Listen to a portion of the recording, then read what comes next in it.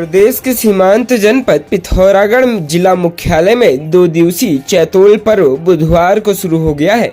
जिला मुख्यालय के नजदीकी बिड़गांव से देवल समेत बाबा का छत्र निकाला गया। आसपास के दर्जन भर गांव में घूमने के बाद छत्र को कासनी गांव में ले जाया जाएगा और जहां से गुरुवार को छत्र धपड़पट्टा होते हुए कुमौड़ गांव पहुंचेगा। घंटाघर में अन्य देव डोलू के साथ मिलन के बाद वापस बिड़गांव पहुंचकर चैतोल पर्व संपन्न होगा। बुधवार को गांव में देवल समेत बाबा की धूमधाम से पूजा अर्चना की गई। जिला मुख्यालय से 10 किलोमीटर दूर जागपंत गांव में भी चैतोल शुरू हो गई है। खंडेनाथ स्वामी मंदिर से जागपंत गांव के लिए छत्र निकाला गया। लोगों ने खंडेनाथ स्वामी के जयकारे लगाए। हरिद्वार के कनखल निवासी व्यक्ति से 50 लाख रुपए की रंगदारी मांगने के मामले में एसटीएफ ने सुनील राठी गैंग के एक गुर्गे को गिरफ्तार किया है। मुजफ्फरनगर के रहने वाले इस बदमाश के खिलाफ हत्या, रंगदारी और गैंगस्टर जैसे कई संगीन मामले दर्ज हैं। इस मामले में एक आरोपी को पहले भी पिस्तौल और कारतूसों के साथ गिरफ्तार किया जा चुका है। एसटीएफ एसएसपी आयुष अग्रवाल ने बताया कि गत 13 फरवरी 2023 को कनखल हरिद्वार निवासी रविकांत मलिक ने थाना सिटकुल में तहरीर दी थी कि उनके भाई का नवोदय नगर रोशनाबाद में प्लॉट है। कुछ लोग उस पर कब्जा करना चाहते हैं। उनके भाई अमरकांत मलिक को जान से मारने की धमकी देते हुए 50 लाख रुपए की रंगदारी मांगने की कोशिश की गई। जांच के बाद पुलिस ने कुख्यात बदमाश सुनील राठी, नीरज मलिक, प्रदीप राठी, रोहतास, विपिन राठी और सुशील गुर्जर के खिलाफ मुकदमा दर्ज किया था। मामले की विवेचना एसडीएफ के सुपुर्द की गई। एसटीएफ ने फरवरी में बदमाश सुशील गुर्जर को गिरफ्तार किया था। इसके पास से एक पिस्तौल, 2 मैगजीन, 10 कारतूस, एक बुलेट प्रूफ स्कॉर्पियो कार और घटना में इस्तेमाल किए गए मोबाइल व सिम बरामद हुए थे। अब इस मामले में मंगलवार को कुख्यात सुनील राठी गैंग के सदस्य अजीत कोकर निवासी ग्राम मखियाली मुजफ्फरनगर को उसके घर से गिरफ्तार किया है। एसएसपी ने बताया कि जांच में सामने आया कि अजीत खोखर ने शिकायतकर्ता रविकांत मलिक के भाई को धमकी भरे मैसेज भेजने और कॉल करने के लिए इस्तेमाल सिम कार्ड उपलब्ध कराया था। बदमाश की गिरफ्तारी के लिए इंस्पेक्टर प्रदीप कुमार राणा और एसआई उमेश कुमार की देखरेख में टीमें भेजी गई थी। राज्य उत्तराखंड में नशे की दवाओं की तस्करी में पुलिस ने जान लेने के आरोपी को साथी के साथ गिरफ्तार किया है। इनके पास से 1170 नशे की गोलियां और 288 कैप्सूल बरामद हुए हैं। एक आरोपी वर्ष 2018 में अपनी 7 वर्ष की बेटी की जान लेने के आरोप में जेल जा चुका है, जबकि दूसरा एक इलेक्ट्रॉनिक सामान की दुकान चलाता है। एसओ रायपुर कुंदन राम ने बताया कि तपोवन रोड पर 2 लोगों के अवैध तरीके से नशे की दवाएं बेचने की सूचना मिली थी। पुलिस ने आरोपियों की तलाश शुरू की तो तपोवन रोड पर चेकिंग के दौरान कार सवार 2 आरोपियों को रोककर तलाशी ली गई। इस दौरान उनके पास से 1170 प्रतिबंधित नशे की गोलियां और 288 कैप्सूल मिले। इन्हें वह नशे के आदी लोगों को मनमाने दामों पर बेच रहे थे।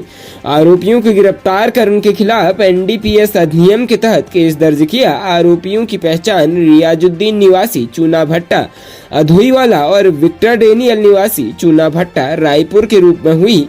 पुलिस के मुताबिक आरोपी छोटमलपुर से सस्ते दाम पर नशे की दवाएं खरीद कर लाते हैं। रियाजुद्दीन की इलेक्ट्रॉनिक उपकरण की दुकान है, जबकि विक्टर डेनियल 2018 में अपनी बेटी की जान लेने के मामले में जेल जा चुका है। वर्तमान में जमानत पर जेल से बाहर था।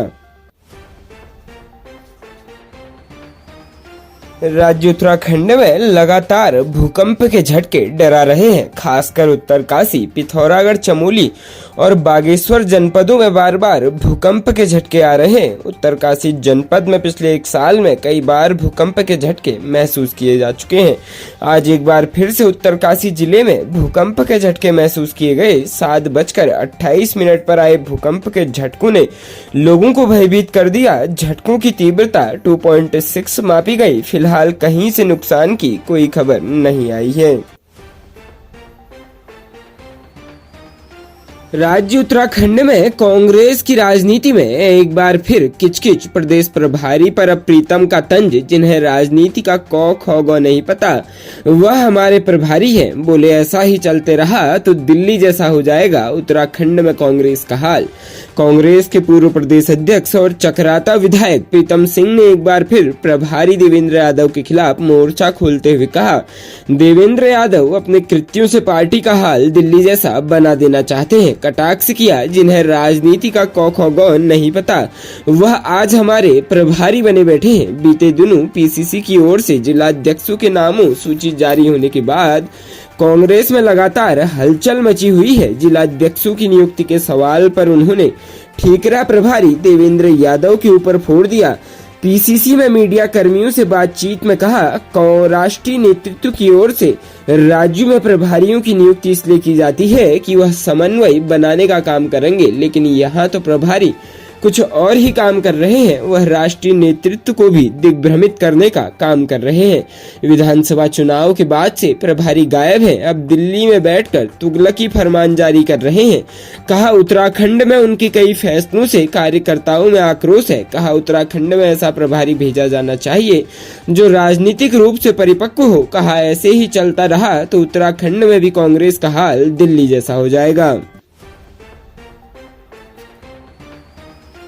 शैक्षणिक सत्र 2023-24 अप्रैल से आरंभ हो गया है तथा छात्र छात्राओं एवं उनके अभिभावकों के द्वारा पाठ्य पुस्तकें क्रय की जा रही है। इस संदर्भ में विभिन्न माध्यमों से अभिभावकों एवं जन सामान्य से शिकायतें प्राप्त हो रही है कि राज्य में संचालित विभिन्न बोर्ड के अंतर्गत मान्यता प्राप्त विद्यालयों में लागू की गई पाठ्य पुस्तकों की दरें अत्यधिक है, जिससे अभिभावकों पर अनावश्यक व्यय भार पड़ रहा है। आप यह भी अवगत है कि माननीय उच्च न्यायालय नैनीताल में योजित रिट याचिका संख्या 640, 645, 669, 811, 813, 835, 2018 एवं 3302, 2017 में माननीय उच्च न्यायालय द्वारा पारित आदेश दिनांक 13 अप्रैल 2018 के अनुपालन में महानिदेशालय के पत्र संख्या 11,918/67 2018-19 दिनांक 2 मार्च 2019 के द्वारा समस्त जनपदों को तदनुसार अनुपालनार्थ यथा आवश्यक दिशा निर्देश प्रसारित किए गए।